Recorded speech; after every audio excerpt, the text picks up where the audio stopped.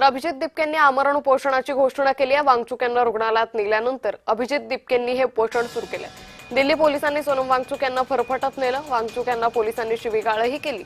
अभिजित दिपकेंनी हा आरोप केलेला आहे। दिल्ली पोलिसांकडून मलाही मारहाण झाल्याचा अभिजित दिपकेंचा दावा आहे।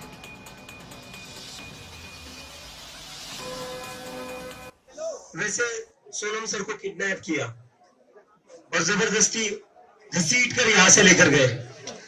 उन्हें ये लग रहा था अगर वो सोनम सर को यहाँ से हटा देंगे, जबरदस्ती उठा ले जाएंगे तो ये आंदोलन खत्म हो जाएगा, आंदोलन कमजोर पड़ जाएगा। लेकिन अब सोनम सर की जगह मैं इंडेफिनाइट हंगर स्ट्राइक पर बैठ रहा हूँ। मैं अपना अनशन शुरू करने जा रहा हूँ।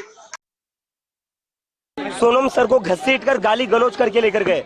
60 साल से जो इंसान है, जो भूख हड़ताल पर बैठा हुआ था 20 दिनों से, 60 साल के इंसान को जो 20 दिनों से भूखा था उसको दिल्ली पुलिस गाली गलौज करके घसीट कर यहाँ से जबरदस्ती उठाकर लेकर गई। ये कहाँ लेकर गई हमें पता नहीं है। तो ये भी है पता चला।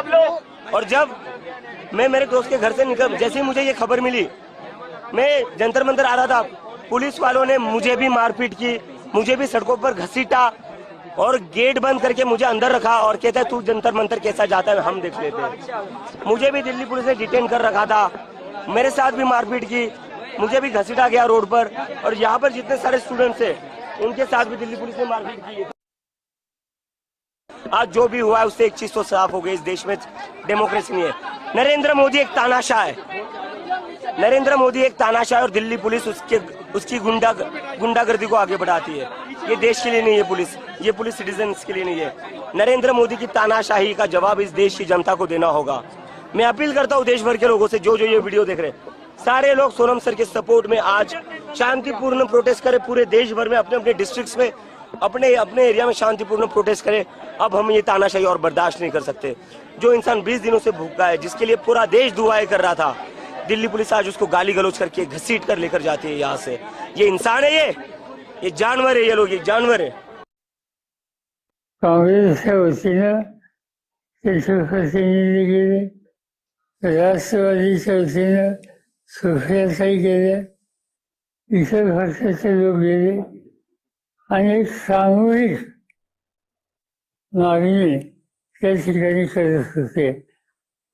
आणि हे आपल्या आवाक्याच्या बाहेर आहे हे ज्यावेळेला लक्षात आलं त्यावेळेला हा अटक करण्याचा निर्णय घेतला आणि त्याप्रमाणे आज पहाटे त्यांची अटक त्यांनी केली। बघूया, त्यांनी अटक जरी केली तरी हे आंदोलन चालू राहणार। सोनम वांगचुक यांच्या प्राणाची तुम्हाला इतकी किंमत असती तर उपोषण सुरू झाल्यावर काही काळातच त्यांच्या मागण्यासंदर्भात सरकारनं काही भूमिका घेतली असते। ती भूमिका घेतली नाही।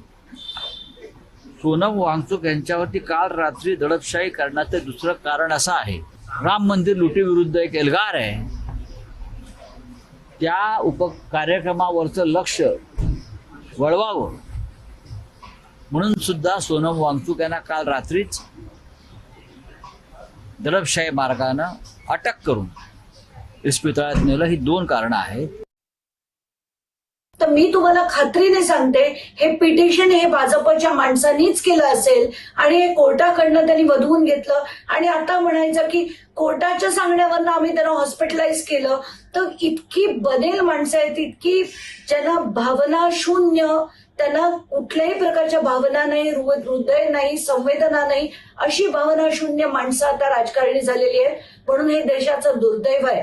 त्यांना आंदोलनाची, उपोषणाची भाषाही कळत नाही आणि महत्वही कळत नाही। तर आताच्या घटनेला मला खूप वाईट वाटतंय, खूप राग येतोय आणि मला असं वाटतंय की 20 तारखेचं आंदोलन हे झालंच पाहिजे। आम्हाला कुणी अडवूच शकत नाही, आम्हाला कुणी प्रश्नच विचारायचे नाही। आम्ही वाटेल त्या पद्धतीने वागू शकतो आणि कुणी आंदोलक जरी असला तरी त्याचं आंदोलन मोडण्याची कुवत, ताकद आमच्यात आहे। हा सत्तेचा अहंकार, माज दाखवणारी आजची ही कृती आहे।